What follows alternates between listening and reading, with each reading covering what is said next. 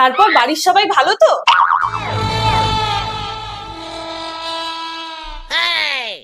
বাবা, তোর মেয়েগুলো কত বড় হয়ে গেছে রে, কি ভদ্র আর শান্ত। হ্যাঁ, ওই আর কি। কি লোভ লাগছে, একটু খাই। না দিদি না। কোথায় যাচ্ছ খুশি মা? একটা ছড়া শোনা, বলো বলো। খাও খাও, আমি খাইনি, দেখছিলাম মিষ্টিগুলো মিষ্টি কিনা। এ নাও মা, তোমরা খাবার খেও।